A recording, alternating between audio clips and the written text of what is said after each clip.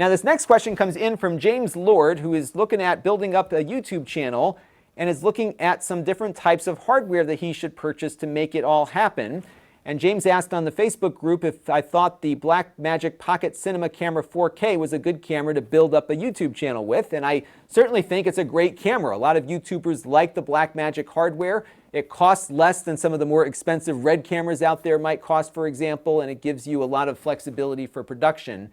But these things do cost money, and my philosophy with YouTube has always been to focus on your content first, because I think if the content is good in that you're presenting well, you're giving people useful information, you're able to stand out in a way that's different than everyone else that's doing what you're doing on YouTube, all of those things I think are more important than really how the content looks. Good audio is critical. I think that's important, have a good microphone, but you can even buy a relatively cheap lavalier mic or something to get something passable to move forward with. And I think a lot of people make a mistake in buying all this equipment first before they have an audience, and oftentimes the audience is going to direct you as to what equipment you may end up needing.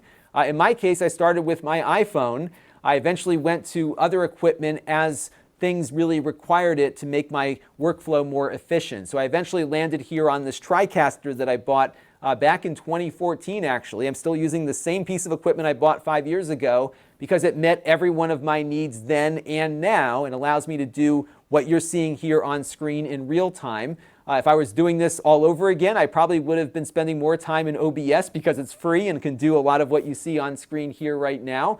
So really, I think I would focus on what you have on hand and really look at how people are finding you, making sure your content is findable, and then start listening to what the viewers are telling you to direct you for what you're going to do in the future. And here's a good example of what I'm talking about.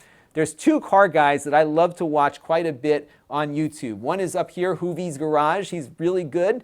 The other guy who's also very good is Doug DeMuro. These are like your average guys that love cars, and they really talk about all of the consumer kind of accoutrements you run into when you're buying used cars or just wanting to appreciate vehicles that you may not be able to get in your life. But they do it largely with smartphone cameras and not the best production value.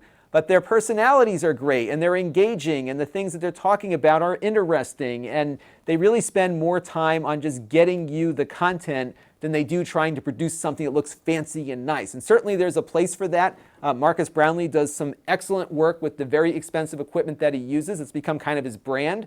But these guys do just as well in their space with the equipment that they have on hand, because they discovered, as I have, that you're better off posting a video that doesn't look so great than not posting anything at all, and you can always work on the content later. And Hoovie's often getting criticized because his mechanic doesn't have good audio, but he's been working on that as things have been going along. It did not harm his channel one bit for the mechanic's audio to be a little bit low, and in recent months I've been seeing he's been making improvements there. So again, I would take whatever you got, start there, and then see what you need to get your work done. And that's the approach that I took. The last thing you should do is go out and buy all this equipment before you have an audience. And most of us have a good phone, or at least a passable phone, that can take good video. And I think that's where you should start. Again, the one thing I would invest in would maybe be a lower cost microphone.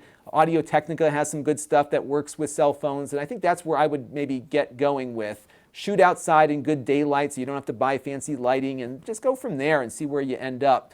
Because it's easy to spend a lot of money, and if your channel doesn't take off, now you've got a lot of equipment you're not using either. And that is my advice to you and anyone else that's looking to start a channel. Let me know what you think down in the comments below. This channel is brought to you by the Lon.TV supporters, including gold level supporters, the 4 Guys with Quarters podcast, emudev.org,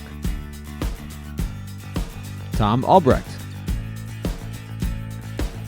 Brian Parker, and Kalyan Kumar. If you want to help the channel, you can by contributing as little as $1 a month.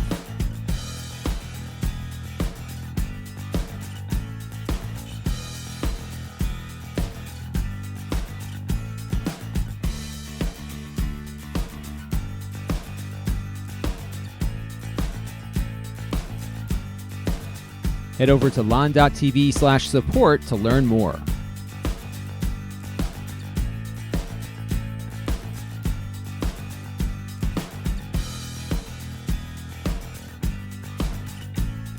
And don't forget to subscribe. Visit Lon.TV/S.